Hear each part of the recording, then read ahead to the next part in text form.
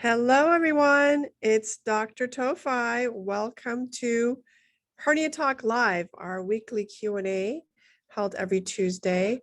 My name is Dr. Shirin Towfigh. I am your hernia and laparoscopic surgery specialist. Thanks to everyone who's joining us as a Facebook Live at Dr. Towfigh and via Zoom. Also, please do follow me on Instagram and Twitter at HerniaTalk. And at the end of this episode, this hour will be posted on my YouTube channel. So please subscribe to that and you'll get to listen to this week's as well as all prior weeks. So today is dun dun dun our 100th episode of Hernia Talk Live. And I can't be more excited. And I'm super, super devoted to you all and thankful to all your loyalty for making this happen. When I first started this, you may have heard the story. It was the beginning of the pandemic. The hospital was shut down to elective surgery. The city shut us down for all medical care. And so the city of Beverly Hills. And so I was at home and there were plenty of patients that needed my help and I couldn't help them. And there's so much else going on in the world. And so I'm like, you know what? I had herniatalk.com. It's been a website that's been bustling with information since 2013. Why not take advantage of this revolution of online and virtual communication? And let's do Hernia Talk live Q&As. So it's like the sister of herniatalk.com. So based on that, I basically just started. And if you look back, it was a little bit, mom and pop, like, I'm not sure it was the most technologically advanced thing I'd done, but it was early on. I'm a surgeon, I'm not an actress, even though I do work in Hollywood. I should learn more about lighting and audio and whatever. It's been improving, but you all stuck with me. And April 5th, 2020 marked the very first episode. We talked about hernias. I introduced myself to you all. A fair number of you logged on, which was fantastic. And then we just continued week after week after week. And my first guest was Dr. Brian Jacob. He has a very similar practice to me, but in Manhattan. So we're like East Coast, West Coast. And he shares the same passion about hernias as I do. He sees complicated patients. He does open laparoscopic robotic surgery. And it's been really great working with him and knowing him in the past 15, 20 years. And so he was my automatic first guest. And we've had, I have to count how many guests we've had, but we've had at least, I think, 40 something, almost 50, a little bit over 40 guests so far. And they range from gynecologists who talk about female chronic pelvic pain and urologists that talk about male prostatitis and male sexual dysfunction. We've had people talk about other urologic disorders like interstitial cystitis. These are all diagnoses that I see, I as a hernia and laparoscopic surgery specialist see because people are either have those diseases or they are labeled as having it because no one else can figure out their problems. But the big names who are all colleagues of mine that are part of our hernia world, have all been part of my guests. And I must say that I feel privileged to work amongst them. We share patients. They call me, I call them. I currently have, for example, a patient in Connecticut. And so I called Dr. Bittner. He was one of our guests where he does basically laparoscopic hernia repairs. He also does weight loss surgery. And we had a whole episode with Dr. Bittner talking about the importance of weight and hernia repairs and how people who are morbidly obese should get their weight lost down to a certain level before they have hernia surgery. But sometimes you have elective surgery like weight loss surgery and you find a hernia, and we discussed what to do in that time. It's very controversial whether those hernias should be repaired at the time of weight loss surgery or wait.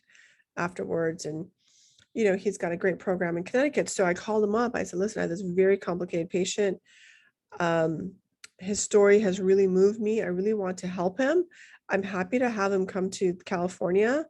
But if you're interested, this is the plan of care I have about him, and maybe you can help tag team this with me. And he was very gracious and agreed. And we're both working with the patient to get him better care. So this is what I love about what I do, because not only is my practice not limited to Beverly Hills or even Southern California, it's international, national, international. On that note, we've had multiple international guests. We've had guests from Germany, I think 2 from Germany, 1 from two from the UK, 1 from the Netherlands, and 1 from Belgium. So I have multiple others lined up. I'm super excited about that, because I do have a fair number of international colleagues. And if you know of any doctors internationally that you'd like to have me work with, I'm happy to include them among my guests. I only include people who I feel are representative of the values that I share in caring patients. Also, I only include people whose clinical acumen and surgical prowess I believe in and find to be gifted. So I do feel that oftentimes people email me or text me or direct message me, and they say,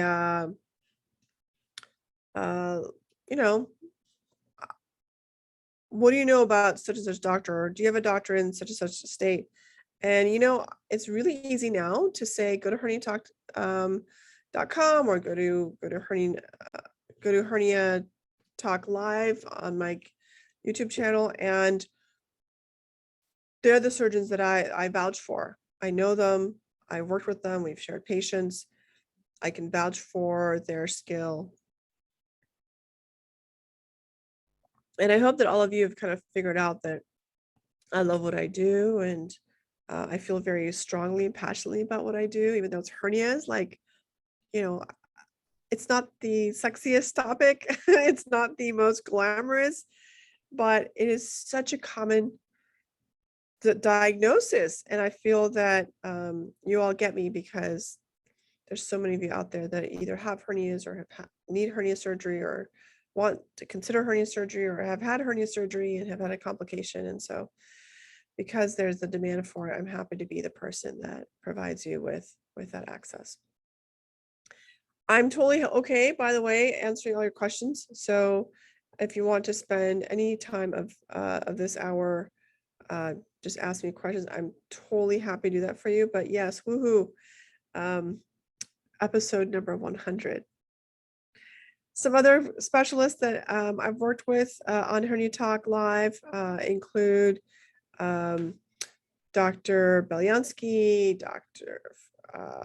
Michael Rosen, the Vincera Clinic. We have a couple coming up that are really interesting.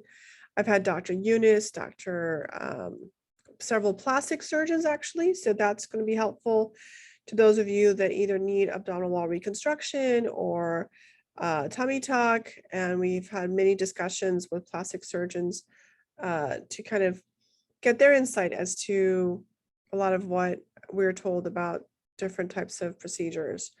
We've had Dr. Ben Paulus and Vedra Augenstein, Dr. Bachman. We did have a surgeon from the Czech Republic. She's great, Dr. Barbara East. And let's see, gynecology, we've had orthopedic surgery. We've had, I believe, 2 orthopedic surgeons so far that have really given us great insight into hip disorders and psoas, impingement problems, and other problems in the kind of pelvis that can present with complicated kind of pelvic pain or groin pain that are sometimes mistaken for hernia. So what happens is, let's say you have a bursitis of your hip joint or an impingement of your hip joint or some type of hip disorder, and you end up seeing a doctor. And that doctor misses the fact that you have a hip problem, but they're like, here's your hernia. That's what's causing your groin pain. It's not uncommon to see that scenario because hernias are much more common than hip disorders. So the doctor diagnoses you with a hernia problem as a cause of your groin pain, even though it's not. Your hernia is technically asymptomatic and your pain is due to your hip disorder. Then you get a hernia repair, and guess what? Your hip disorder is unchanged, and therefore your groin pain is unchanged. But now you have chronic groin pain after a hernia repair. And if you see the wrong people, they can say, oh no, this groin pain is due to your hernia repair. And it may have been a totally fine hernia. And then they end up taking out mesh and cutting nerves, completely unnecessary. All they had to do was send you to an orthopedic doctor and get like your arthroscopy. Or even worse, what can happen is you can undergo an otherwise routine inguinal hernia repair, and then that gets screwed up. So now you have your hip disorder, which is untouched, and you have a hernia repair that you never needed that is now screwed up and adds to your problem. So that's kind of sometimes a scenario. So it was really helpful to get the orthopedic surgeons come in, donate some of their time to answer your questions and help evaluate specific questions that can be asked by yourself or by your doctor to help come up with diagnoses to interpret like the groin pain as either a hip disorder or a hernia disorder. My favorite is groin pain for hernias typically goes away when you lay flat, whereas hip disorder pain does not go away when you lay flat. If anything, it's worse, and it can give you buttock pain, which hernias do not give. Here's a question. How does mesh age long-term in the body? For instance, if someone has mesh placed in the groin laparoscopically at age 40, what will the area be like at age 80? That's a great question. So we actually know that answer because meshes have been in place since the 1980s. So it's very possible that you did have a repair in the 80s or 90s or year 2000, and you still have your mesh repair. So mesh repairs are considered permanent, as are all permanent implants. And it is expected to last a lifetime. That said, like if you get a hip or shoulder replacement, usually they give you like 15 years or so. If you get a breast implant, it should be changed out every 10 years for optimal results. We don't do that with hernia meshes. The meshes are intended to stay forever, and your muscle grows into it. And if it fails, we put more mesh in. We don't usually take out the old mesh unless that mesh is a problem. So yes, it does stay in your body. It gets integrated into the muscle or the fascia or wherever the mesh was placed. Depending on the thickness and type of mesh, you can either see it through it or it's completely overcome with the muscles and tissues that you have. So hope that's a good question. Here's another question. Given that the ilioinguinal nerve and the iliohypogastric nerves are so close anatomically, can a diagnostic injection discriminate which nerve is the source of your postoperative pain? Depends on the type of injection.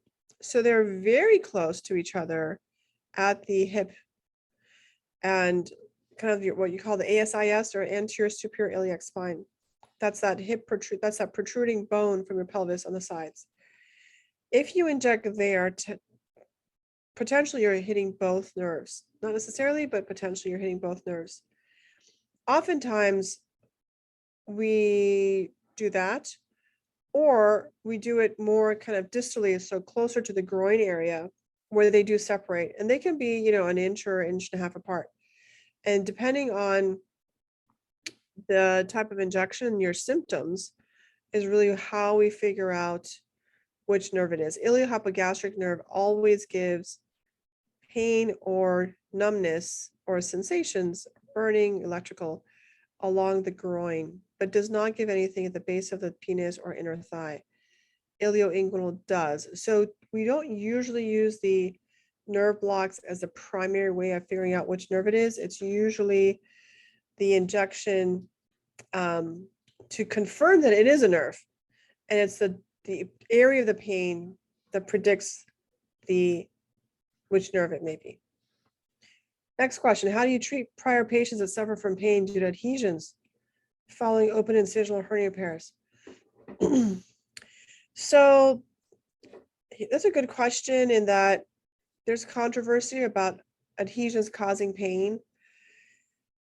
It's not common for adhesions to cause pain. Now, if an adhesion is entrapping a nerve, that's possible. If there's bowel adhesions and you're getting obstructive symptoms, that can be treated laparoscopically. If there's bowel adhesions because you had surgery, that should not be causing pain. Infrequently, there are adhesions into a hernia or against the mesh that can cause pain. Again, that I would usually treat laparoscopically. You guys also sent me some nice questions via herniatalk.com, which I'm very, very grateful for. So let's go to some of those. Let's see, very insightful questions. One is, what are the short and long-term benefits and risks of mesh removal for pain, infection, or mesh implant illness? So we actually looked at this. We published a paper called Why We Remove Mesh, and it delineated all the patients that we've been removing mesh in and categorized it as to the reason why it was removed. Was it removed because there was a mesh infection? Did they have a meshoma? Was there a nerve entrapment? Was there a hernia recurrence? Did they have a mesh implant illness? And we found that if you remove the mesh that was implanted for, let's say, infection, that's actually has really great outcomes because the infection's gone, the area will scar down. You often don't need another hernia repair because of all the inflammation from the infection. If you remove it for a meshoma, that's also really good. That's like taking a pebble out of a shoe.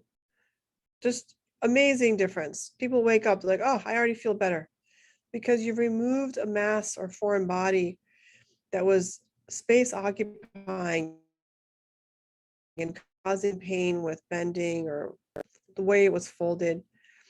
And the folded mesh is removed, and so that insulting mesh is gone. And the outcomes are very, very good with that. The other two problems are not as difficult, not as easy to recover from. If you have a lot of nerve injury and nerve entrapment from a mesh, the downstream effects of that are unpredictable in different patients. And what can happen is we can cut the nerve or release the nerve and take out the mesh, and you still have some lingering symptoms either from the nerve pain or just your body getting used to having so much pain. It takes a longer time for it to recover. Same for mesh implant illness. People tend to wake up and over the next several months feel better once the offending mesh is removed. But in some patients, especially those with mast cell activation syndrome and similar disorders or an autoimmune disorder, the effect of the body's reaction to the mesh, and thankfully this is not a common problem, but it may be a growing problem. The effect of the mesh on your system of balance and your body's balance tends to be longer term. And it takes months and some people years to get better. And many people never fully recover. Here's a good question. If you had to guess, what will improve an inguinal hernia repair in the next 5 to 10 years? Great question. So I have my own biases because I feel that inguinal hernias are part of my specialty within a specialty. I would say most of the hernia surgeons out there prefer handling abdominal wall hernias, ventral hernias, which I do repair. I do all those operations. However, I really like the groin. It's much more complicated. It's much more sophisticated in its evaluation. And so there's very few of us that really enjoy and are very good at the inguinal anatomy and the inguinal reoperative surgery. And so I'm very hopeful that there's more technology As you know, I have my own interests in improving inguinal hernia care, and I have my own biases. I feel that men and women should be treated differently and that technology out there should take that into account. I also feel that less is more, so we don't need a lot of mesh in our bodies. We need just enough to overcome the limitations we have with tissue repair and not overdo it. So for example, if you're going to Palm Springs, which is a very warm area in the desert in California, you just need some like a very loose loose clothing. At the most, when the desert gets cold, you just take a little thin jacket. There's absolutely no reason to overdress when you go to Palm Springs. It's like unnecessary. You should not bring a parka. You don't need wool socks. There's no just in case or what if. It never happens. The same is true for hernias, I believe. You know, there's a minimum amount of support you need. We don't know exactly what that is, but there's a minimum amount of technology and support that you need to help support a hernia repair. And you don't need to overdo it. You don't need 2 or 3 layers of mesh. You don't need extra thick mesh or extra heavy mesh. It's just not necessary. Now, sometimes it is necessary. And sometimes when you go to the desert, it does get cold. Or if you go to another city, it gets cold. But in that situation, you should be prepared. Same way if you have a morbidly obese patient or someone with a very wide hernia and that you cannot close, you need to bridge, you can use heavier weight meshes. But typically that's not the situation. And the more we move away from relying on extra tension, extra mesh, extra everything, probably the better it is for our patients. So that's kind of my take at it. Let's see, let's do another question. So has awareness in the medical community of mesh implant illness improved since you started giving your sessions? Actually, I think it has. And are there new promising studies on this illness? Yes and no. So I think in general, our medical community is more aware that hernia related complications are a problem, is more aware that mesh can be a problem, and is more aware that mesh implant illness is an issue. And I say this because I give talks, and I've been giving these talks for 2 decades almost. And especially in the past 15 years, I've been treating more women, I've been treating more people with complications from meshes. And I've been telling people, like, women are not like men. They present differently. Tell the gynecologist, urologist, like when you evaluate a female, there's specific questions you have to ask. And not that they said anything, but they kind of like were like, yeah, Towfigh, you got these foo-foo-y Beverly Hills patients that all. No, that is no longer how my talks are interpreted. In fact, I see other people that were not believers being believers. And it's taken 5 years, maybe close to 10 years in some cases. It's taken some surgeons a change in their practice. They changed cities. They moved from like a Midwestern city to a metropolitan city, or vice versa. And they're seeing a different population of patients and different types of complications. So now their eyes are opening up, and I'm like, I've been telling you guys. As you know, most of my patients do not come from Beverly Hills. And so I do see a very wide range of people, but more importantly, I see a very narrow problem within a very wide field. And so that's why I feel that the more I keep repeating, giving more talks, people are starting to listen more. So now they want to hear about women's hernias. Now they want to hear about mesh implant illness, chronic pain, selective neurectomy instead of triple neurectomy, robotic mesh removals, and other kind of advancements, use of hybrid mesh. So these are all topics that I think are unique to me and what I like, which is different from other surgeons. And finally, they're asking for it. Many of you may follow me on Twitter. I just reposted a video when I was in Costa Rica at the IHC meeting, the International Hernia Collaboration meeting. General Surgery News was there. It's the #1 most read news by surgeons, and they're a great set of writers. And I was interviewed by Dr. Eric Paulai, who is a former guest on Hernia Talk Live. Very, very smart man out of Penn State in Hershey, in Pennsylvania. And the topic was about women's hernias and how they're different and how could you tell and what do you need to know. And I'll try and download that video to put it on my other social media posts, but do go to my Twitter feed and you'll see from General Surgery News. It's kind of a cute little, actually it's on Facebook too. I think I put it on Facebook. So go to my Facebook page at Dr. Towfigh. But what I was asked to talk about, I almost never used to get asked. It was one of those topics like, oh, like way back in the corner, we're going to have a little discussion on women's hernias, not part of the main sessions. And now it's definitely something that people are interested in to hear. It has become a topic of interest. Next question. Some of your colleagues who deal with chronic postoperative pain recommend waiting 12 months before doing another intervention. Do you agree? Absolutely not. I do not agree with that. Given that the inflammation resolves earlier, what is the logic of waiting 12 months rather than 6 months? And what physiology could be changing in the interval between 6 and 12 months? That's a good question. So the reason why 12 months came into play is the initial studies that started looking at chronic pain saw a very high rate of chronic pain at 3 months, like I think 20%. And at 12 months, it dropped to like 9% or 6%, something like that. So therefore, they're like, if you just ignore most of those people, then they'll be fine by a year. Now, I don't think that way because every patient's different.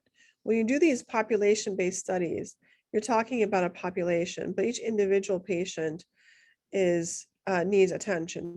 So let's take those numbers, 20% and 6%. So if 20% of patients have chronic pain at 3 months, you don't know of that 20% which individual patient will end up being pain-free at 12 months.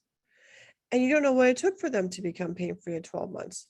So why ignore all those people when you could be helping someone that needed help 12 months prior? I hope that makes sense. So I'll give you an example.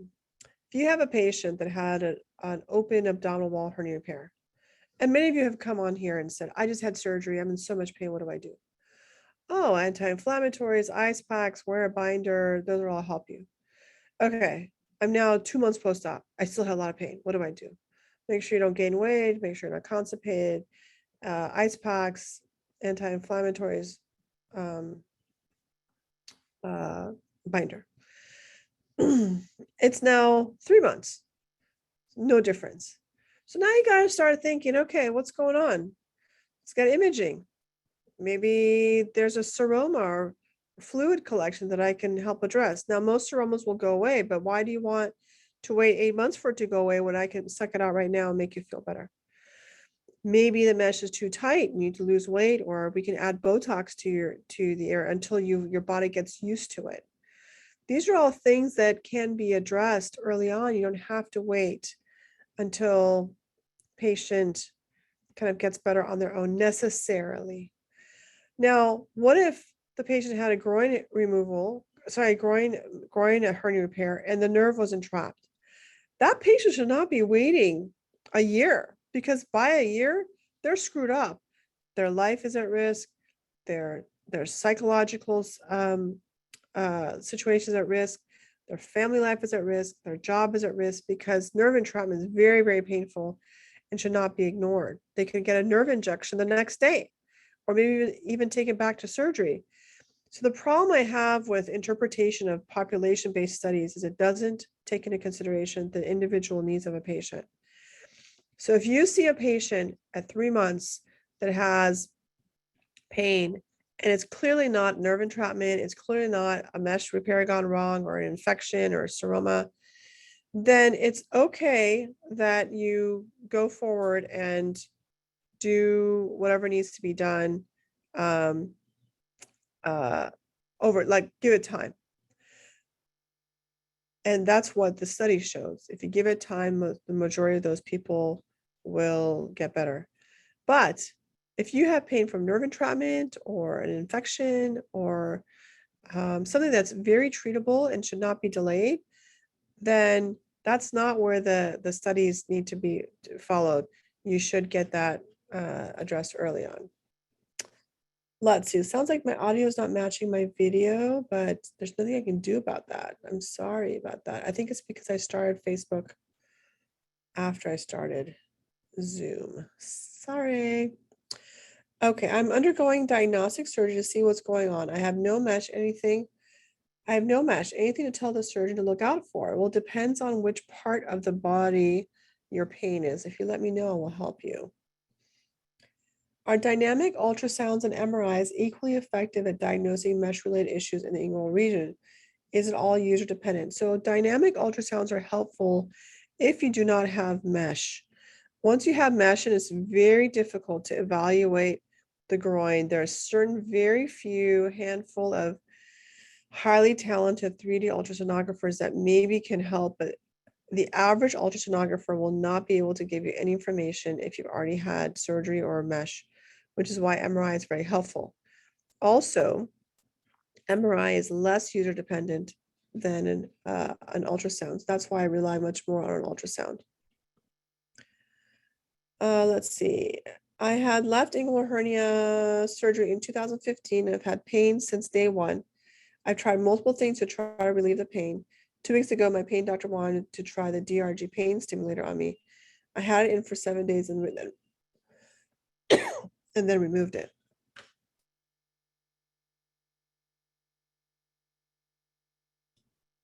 My pain has been more severe now, also my upper buttocks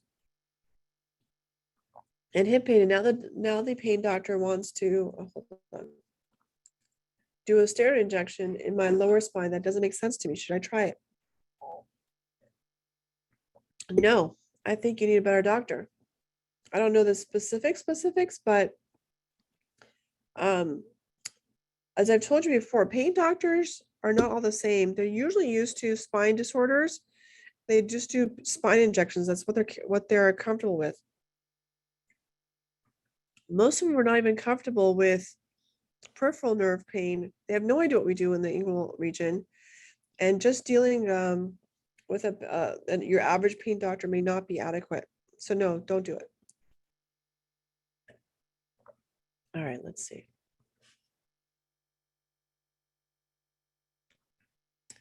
I'm having treated so many post-surgery pain patients and having explanted routinely. Do you find yourself leaning more into tissue repairs than laparoscopic for primary groin hernias in your practice? Yes, very true. I have a study that I did. The study looked at the evolution of my work over time based on the operations I've been doing. And what it shows is I'm relying more on tissue repair, less on mesh. I'm relying more on laparoscopic and robotic, especially robotic, than on open. And you're right. I'm using more tissue-based repairs, especially for thin patients, people with chronic pain. When I remove meshes, I'm more likely not to put mesh back in, depending on the situation. Absolutely true. Let's see. Oh, I'm getting suicidal from being in pain for almost a year, stabbing pain with no answers. Okay, first of all, you're not alone, because suicide is a major issue when it comes to chronic pain. And especially if you have chronic pain from groin surgery, that especially in men, that's a lot of sexual dysfunction that also gets added to it, which adds even more to your chronic pain and to your depression. I highly recommend that you reach out to your peers to get some help. But I don't know why you're not getting the care that you need, because there's plenty of us that can help you. And if one doesn't help you, just go to the second one, you go to the third one, you go to the fourth one. So we had multiple episodes talking about how you have to be your own advocate. Up until a certain point, the average doctor can help you. Once you get into chronic pain and complications, the average doctor usually cannot help you. You have to be your own advocate and move or change doctors or ask for second opinions. We all offer Zoom meetings now. We all offer online consultations now. You don't even have to travel to get better care. And in the United States, you're free to get care with whoever you want. There's no limitation.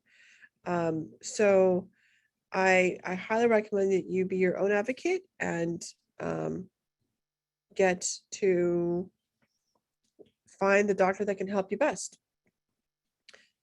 So this is regarding a ventral hernia repair on the right side along the belly button on the bottom left of the belly button. So this is a ventral hernia repair. Let's go back to the original question, which is, I'm undergoing diagnostic surgery to see what's going on. I have no mesh. Okay, so if you have abdominal wall pain after a ventral hernia repair without mesh, oftentimes it's either too tight of repair or you are tearing the repair. A lot of that can be diagnosed without surgery. You need imaging, you may need an injection. An ultrasound or a CT scan should be all that you need, and you may need an injection to the area. Just going in there to take a look with no plan is absolutely the wrong idea.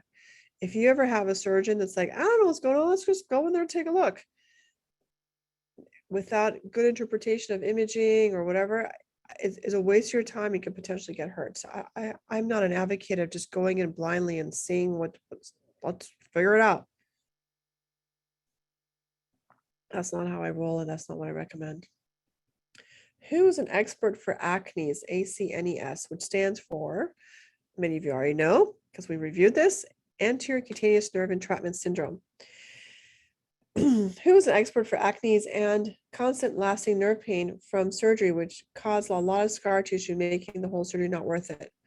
Okay, so if you have pain from an area of surgery, it's not Acnes. Acnes occurs independent of having any procedure in the area. It's an actually anatomical problem, has nothing to do with surgery. So if you are trying to seek out an Acnes, so I'm an Acnes expert. I actually wrote the only paper by a surgeon regarding Acnes, because I see enough of it, of patients that really have it, and it's abdominal wall pain that no one can figure out.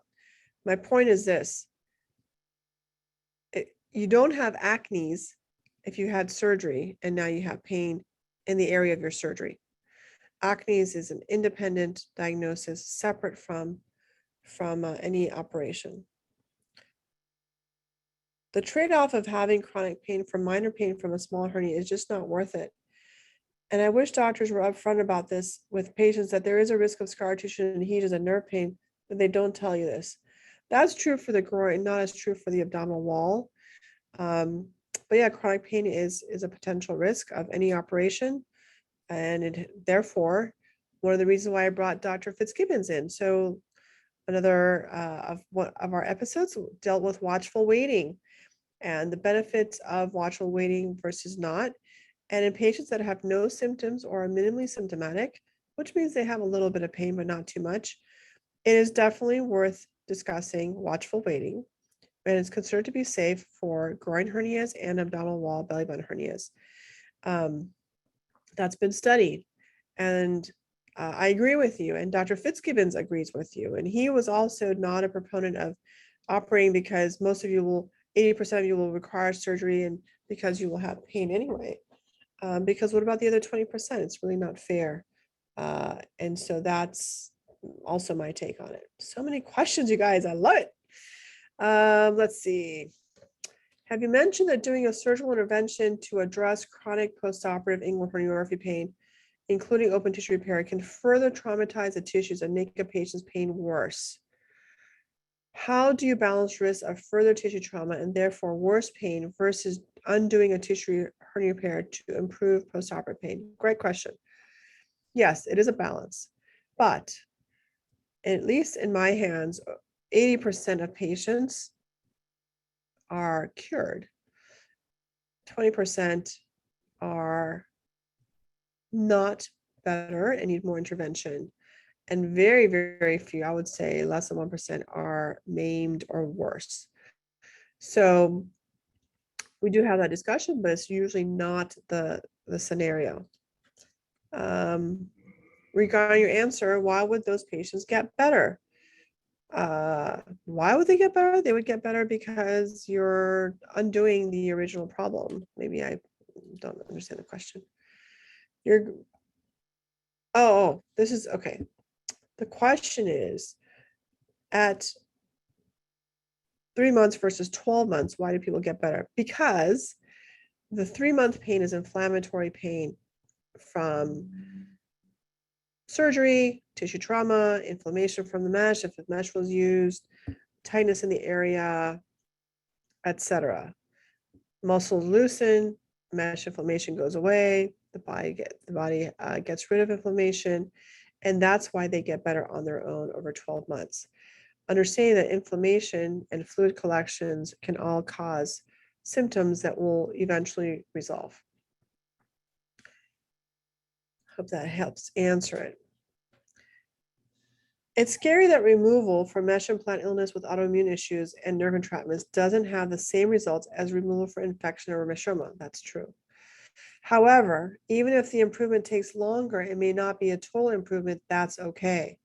Any improvement is a step in the right direction. That's a very glass full, half full, positive look. And it's also the best way to ensure you will have a better outcome, is to be positive. And that's been scientifically proven. Positive thinking improves outcome, even in cancer patients. And that's been proven. So definitely it will help in hernia patients. I guess there's no way to know the risk of things getting worse, or is there? Is there any data on the chance of that happening? Asking for a friend. Thank you. Okay, no. Currently, we have zero ability on an individual basis to identify if you will do better or worse with the revisional operation. Now, there is something called the CEQOL, CEQOL. It's an app. You can download the app. Dr. Henneford, who, again, prior guest of ours, one of our 100 episodes from the Carolinas, he looked at data that was gathered from a clinical trial and used that data, which is only applies to males, by the way, undergoing inguinal hernia, to provide risk factors for chronic pain. And if you put in your data, it'll give you an expected individual risk of chronic pain. It's a great app. It may overestimate your chronic pain rate or may underestimate it. That's unclear. We don't really know. But it's pretty scary because you'll put in your diet, you'll be like, I have a 13% risk of chronic pain. What the hell? Or 40% risk. And so that's a very good way of doing it. We don't really have that in any other form. We definitely don't have it for women, and we definitely don't have it for other operations. So that's the only, like, for example, revisional surgery. I may be able to come up with one if we have enough patients from my database. I'll have to look into that. That's something to think about. You've mentioned that doing a surgical intervention to address chronic postoperative inguinal herniorrhaphy pain, including open tissue repair, can further traumatize the tissues and make the patient's pain worse. How do you balance the risk of further trauma and therefore worse pain versus doing a tissue repair to improve postoperative pain? I think I answered that, but basically it has to be worthwhile. A lot of people are like, I just want the mesh out. Yeah, but that's a risky operation. So if I'm going to make you worse than you are now, and you're doing fine now, you just don't want to have like the psychological aspect of having mesh in you, that's not a reason for mesh removal. We're not plumbers or like just kind of technicians where you come in, tell us what to do, and we just do it. There has to be a medical implication and need for what we do. That said, I personally feel that a very technically gifted surgeon, someone that's very careful with their technique, handles the tissues very lightly, uses the least amount of tension when operating, causes the least bruising, causes the least amount of tissue injury, will offer the best outcomes. That's kind of how I do my own practice. What would you say is the cause of pain for a patient who had abdominoplasty with hernia repair? The location of the pain is approximately 2 inches to the left and right of the original incision. Mesh was used in surgery. Okay, usually we don't use mesh during an abdominoplasty. That's not typical. It is part of what many do. I'm not a fan of it.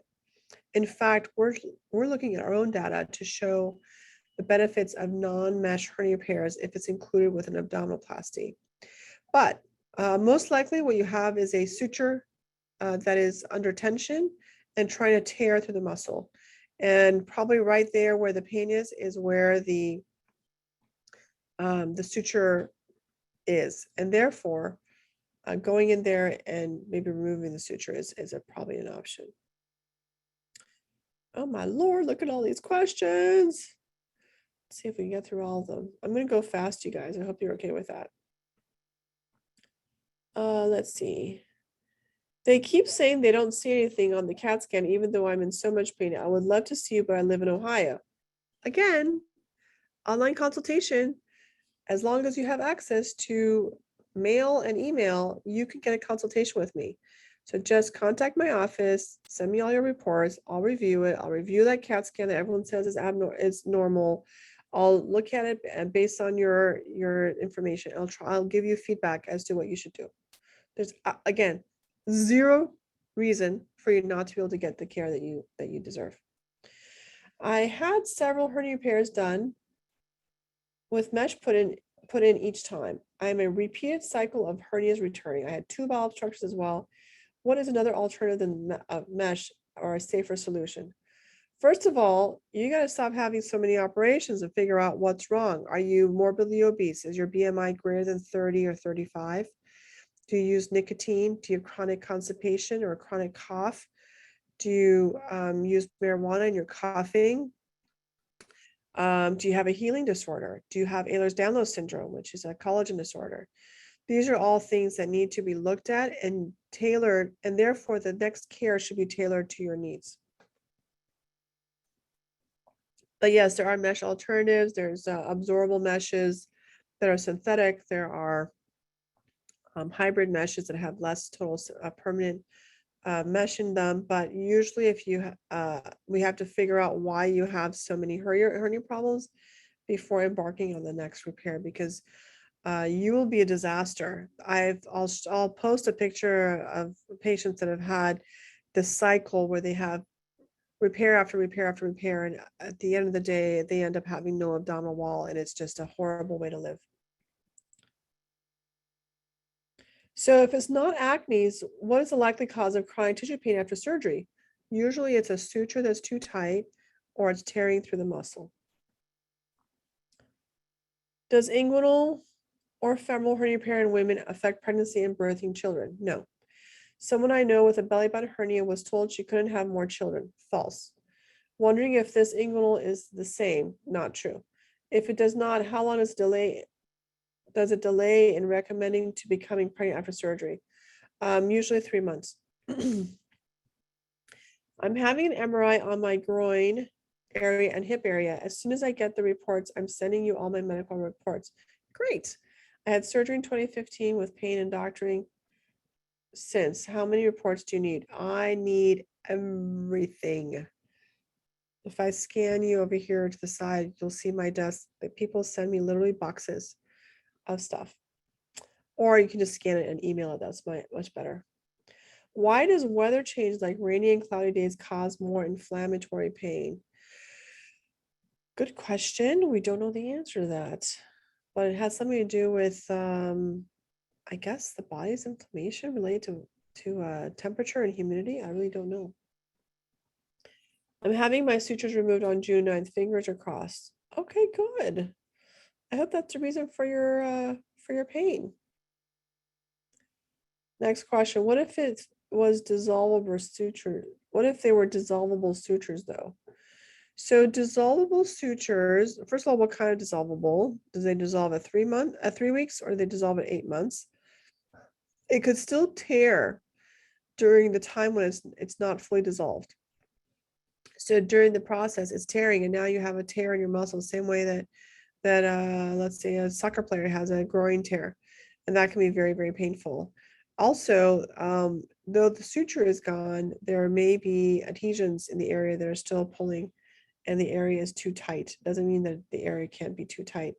And if it's too tight, it's trying to tear. And it's the process of trying to tear all the time is what can be very painful. Next question. Oh, are there promising studies on mesh implant illness? Not really. Not really. Have you ever encountered in your revisional surgeries involving mesh scenarios where lifetime chronic pain is an unavoidable outcome?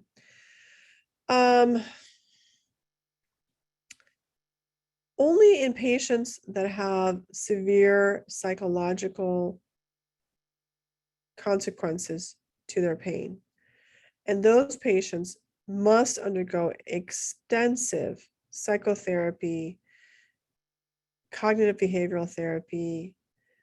I mean, I'm referring people even to like microdosing of psychedelics because that's how extreme their situation is.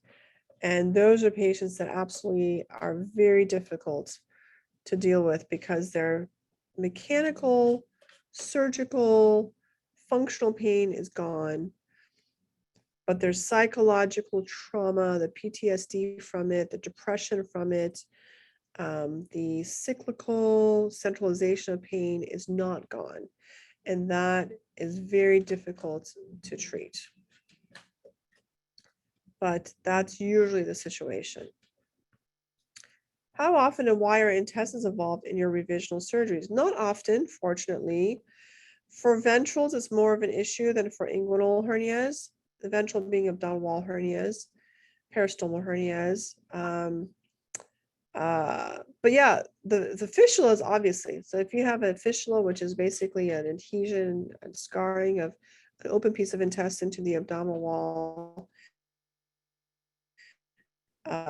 those definitely, we do a lot of bowel surgery for it. In some patients, the hernia mesh kind of causes intestinal involvement in tissue and so on. But it's usually a ventral hernia issue and not so much a inguinal hernia issue. If meshes and sutures are removed, wouldn't the tissues heal and eventually get better? Why would it continue to hurt a year and a half out from mesh removal? Okay, so mesh removal is a different situation because potentially you're missing, you have a hernia, now you have a tissue repair under tension because it's too tight of a repair. In those patients, I actually recommend Botox injections into the muscle to see how much of the repair tightness is contributing to the pain. So first I do local injections into the area where the pain is to see if there's a tear. If you inject the tear and the pain goes away, then it's the tear that's causing the pain. And that may be then you can do a Botox injection to see if the Botox relaxes the muscles and gets rid of the pain. If it does, then it's too tight of a repair. You need more Botox in the area. That's my secret sauce that I'm sharing with y'all. Have you ever encountered in your revisional, okay, we already discussed that. What has robotic surgery brought to hernia treatment? Apart from intolerance to pneumoperitoneum insufflation, are there any contraindications to robotic surgery? Great question. So on that note, we have had two separate surgeons that specifically talked about robotic surgery and robotic hernia surgery. So look at our prior episodes for that. But I would like to say that robotic surgery has revolutionized hernia surgery because up until robotic surgery, you either did surgery open or you did it laparoscopically. And everyone loved laparoscopic surgery because it involves small scars. And so the healing was better, but the pain was not necessarily less, especially for ventral hernias, because we were not operating like open surgery. We were kind of reinventing a way to do things laparoscopically. With the robot, we are basically doing open surgery through little scars. Not as little as laparoscopic scars, but little scars compared to open scars. So the recovery time is dramatically less, complications are much less, and the outcomes are pretty good. So we're now shifting to doing even less open surgery than we were in the past. And it's gotten to the point where the outcomes are so much better with robotic surgery in most situations than open surgery. And oftentimes you cannot do it laparoscopically, and so it has definitely revolutionized hernia repair. Have you ever referred anyone for ketamine infusion therapy for CRPS, complex regional pain syndrome, or had a patient who was helped by this treatment? Yes, absolutely. Ketamine kind of resets it's actually one of the mainstays of CRPS. Absolutely. There's a clinic at George Washington University in Washington D.C. Yes, there are multiple ketamine clinics, at least in Los Angeles. There's multiple. Some are shady, so make sure you have a pain doctor that really knows what they're doing and not just like giving out ketamine. But yeah, absolutely, ketamine is a great one. Let's see. Can stretching or deep tissue massage loosen scar tissue and the muscles to improve pain related to tooth repair and continue tearing of the tissues? Deep tissue massage, yes. Stretching a little bit if you don't have mesh involved. If there's no mesh involved, that tissue can stretch. You be very careful. Deep tissue massage breaks up scar tissue in addition to stretching, more than stretching alone. And I do like that if it's done carefully by a practitioner that knows what they're doing. So yes. And let's see, we have one more question, I think. Oh, nope. That was our last question, guys. Wow. That's great. That was our 100th episode. Woohoo! I'm super excited. You think we'll make it to 200? I'm not sure. It took us almost exactly 2 years, a little over 2 years to get to 100. That makes sense because 52 weeks in a year. We took some time off for certain meetings. And I think that okay, let's just talk about the next several weeks. I have some pretty amazing people set up for you. I've got specialists in niches that you never thought of. I personally want to hear a lot of their answers to my own questions, so I really can't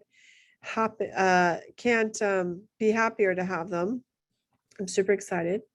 I'm kind of personally like very proud and excited about number 100. I for sure did not think we would do 100 episodes.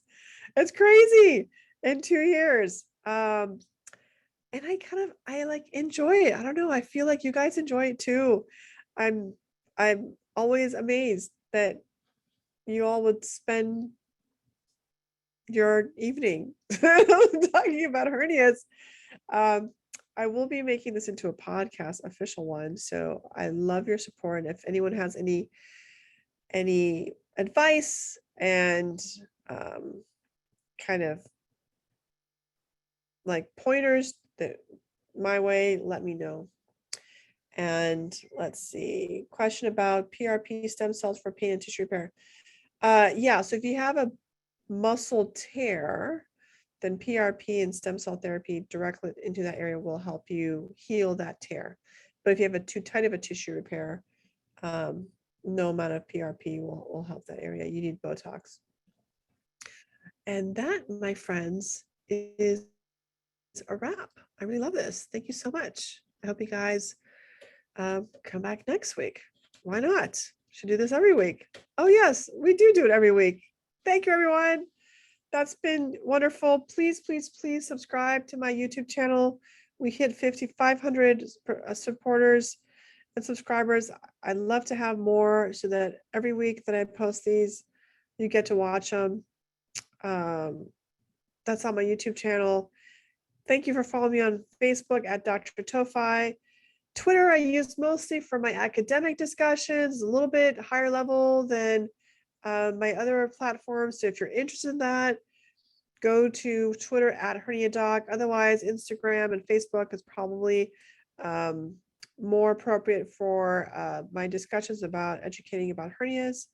You can find me at HerniaDoc on Instagram. And thanks for following me. Love you all. See you next week. Bye.